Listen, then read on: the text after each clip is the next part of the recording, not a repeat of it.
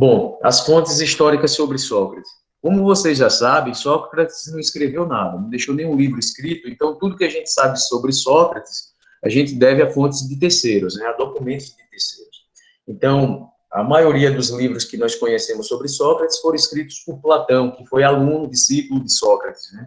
E esses livros ficaram conhecidos na história da filosofia antiga como diálogos socráticos, porque Sócrates é o personagem principal desses diálogos. Platão escreveu em forma de diálogo, então são pessoas conversando, né? Então, geralmente é Sócrates conversando com alguém, Sócrates conversando com um sofista, às vezes com um matemático, então isso era muito comum, e Platão foi seu aluno, discípulo, registrou essas conversas. Xenofonte é outra fonte também importante sobre Sócrates, foi um amigo de Sócrates, inclusive participou de uma batalha ao lado de Sócrates, era um grego também, escreveu um livro chamado Ditos e Feitos Memoráveis de Sócrates, que é um livro que tem a tradução para a língua portuguesa e já apresenta um Sócrates militar, um Sócrates totalmente diferente desse que a gente conhece através de Platão. E um outro livro também atribuído a Xenofonte chamado Banquete, onde o tema principal é sobre Eros, né? E ali tem um diálogo entre Sócrates e algumas pessoas em um banquete, né? É um banquete mesmo, Sócrates está participando, é um dos convidados, e lá Sócrates está conversando com várias pessoas, uma dessas pessoas é Alcebíades, que é aquele jovem que participou da Batalha de Potidaia ao lado de Sócrates, que elogia Sócrates assim de uma forma bastante, como é que eu posso dizer, amorosa, né? Inclusive, Alcebíades tinha uma certa atração por Sócrates, era apaixonado por Sócrates, agora não consta que Sócrates tenha correspondido às suas intenções, né?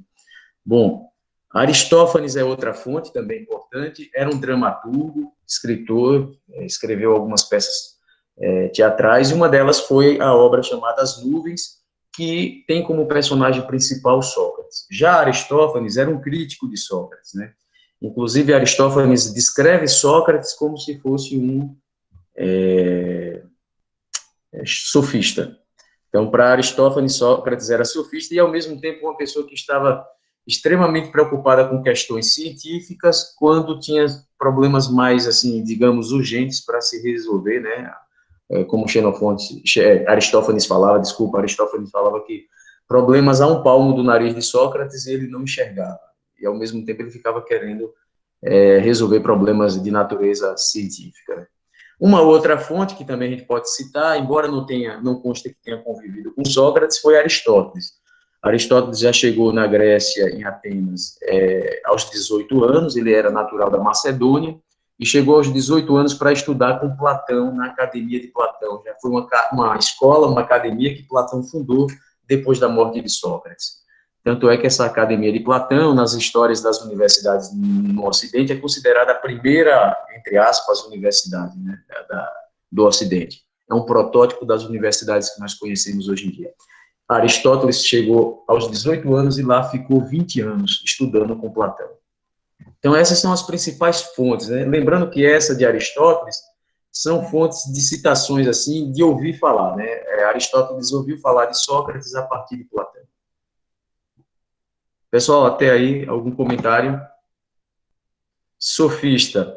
Então, Isabel, sofista era um grupo de filósofos que, naquela época, defendiam teorias do tipo a verdade é algo relativo, o que era totalmente contra as ideias de Sócrates, né? Sócrates, nesse sentido, era bastante dogmático. Ele acreditava que existia uma verdade. Para Sócrates, a verdade existe. Para os sofistas, que eram, entre aspas, inimigos quero dizer no campo das ideias, né? Porque Sócrates nunca trocou soco com esses filósofos, né? Nunca houve isso. Né? Na verdade, a inimizade, entre aspas, era na questão da discordância de teorias, né? de filosofias. Então, os sofistas defendiam, por exemplo, que a verdade era algo relativo. Por exemplo, mentir. Mentir é algo relativo para o sofista, vai depender da situação. Digamos que você tem alguém na sua família que é esquizofrênico, né? E essa pessoa precisa de medicamentos.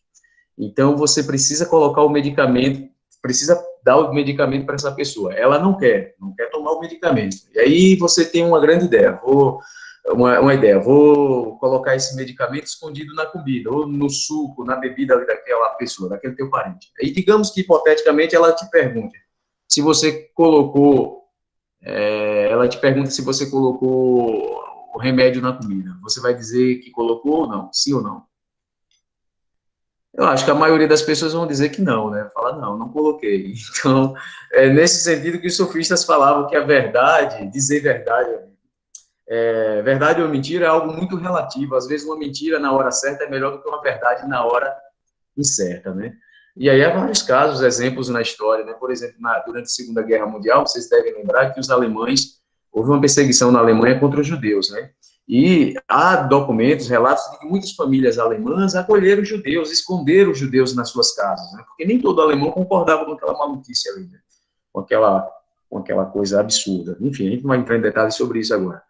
Mas aí era muito comum a polícia secreta alemã chegar às vezes em alguma casa assim, e perguntar se havia algum judeu ali. E as famílias negarem, dizer, não, não há nenhum judeu aqui escondido. Quando havia alguns escondidos nos porões das casas. Então isso aconteceu. Então eu te digo, essas mentiras nesse sentido, é uma mentira boa, é algo justo ou injusto? Então os sofistas defendiam coisas desse tipo. A justiça e a injustiça é algo muito relativo, vai depender de cada situação, não é isso? Vai depender da situação. E Sócrates não, Sócrates acreditava que existia algo que era verdade e, portanto, Sócrates, nesse sentido, era dogmático. Os sofistas,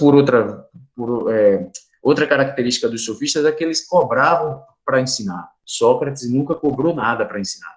Os sofistas, inclusive, chegaram a fazer fortuna com isso, né? Por exemplo, o caso de Hípias. Hípias foi um sofista famoso que dava aulas de retórica. Né? Os sofistas eles se destacavam muito com isso. Né? Eles davam aula de como falar, de como se expressar, de como vencer um debate, porque para eles pouco importa a verdade. O que importa é você vencer o outro, entre aspas, mas vencer o debate através de uma boa argumentação.